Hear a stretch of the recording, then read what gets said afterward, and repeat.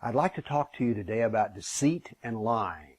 I think one of the most fascinating aspects of Islamic doctrine is it has laid out a whole system of how to lie and what kind of lies there are. Many people have heard about taqiyya, T-A-Q-I-Y-Y-A, but there's a specialized form of deceit which I want to introduce you to today, tawriya, T-A-W-R-I-Y-A. Now, deceit is directly referred to in the hadith.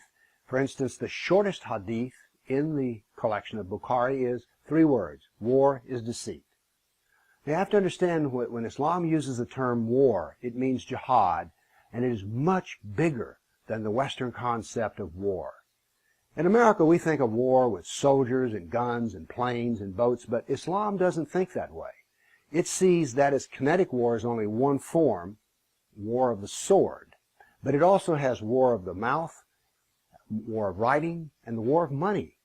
As a matter of fact, jihad of money is referred to many times in the Quran. The big thing that where jihad differs from us, though, is the entire concept that it is a civilizational war and goes across all aspects of being a human being. And so this is where sometimes tawriya fits into the civilizational war. Now, tawriya is best given by examples, but it means a double meaning. For instance, if I pick up the phone and you ask for Joan, and Joan is in the next room, and I say, well, she's not here, and by that I mean she is not in this room that I am in, then that is tawriya. And it's not considered to be lying because, strictly speaking, it is true. A famous example of this where one of the compilers of the Sharia law, someone stuck his head in the room and says, is such and such here? And he turns and says, he's not here. He's not in the palm of my hand. You get it? Another form of this deceit is, I don't have a penny in my pocket. Where in reality I have a wad of $100 bills. But I don't have a penny in my pocket.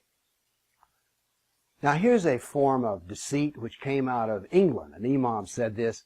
During the Christmas season, he says, you must understand we are to never, ever wish a Christian Merry Christmas, because that recognizes their pagan holiday. But you can say this to them, I wish you the best. And in your mind, you know that the best would be that they become a Muslim. So now then you've satisfied the social aspect of it's a festive occasion, you've said something pleasant, but it's a lie. There's another famous one which is given in the Sirah, in which a man becomes Muslim, and this is in Ethiopia. And he knows that he's going to be asked about how he feels about Jesus, and so he writes on a piece of paper and puts it in his pocket, there is no God but Allah, and Muhammad is his prophet. And so he, in talking with the Christian king, says, I swear by, putting his hand here, thinking it's on the heart, that Jesus is Lord. But of course, what's in his pocket just contradicted that. Now, there's a very famous story which sets up the archetype of deceit. There was a Jew named Ka'b bin Ashraf, and he wrote a poem about Muhammad. Muhammad didn't like the poem, and so he said, who will kill Ashraf, who has offended Allah and his prophet? And one of the Muslims said, well, I will, Muhammad, but I will have to deceive him. Muhammad, do so. Now, there is a verse in the Quran which also refers to deceit. It's verse 328. Let me read it to you. Let believers, Muslims, not take infidels, kafirs, for friends and allies instead of believers.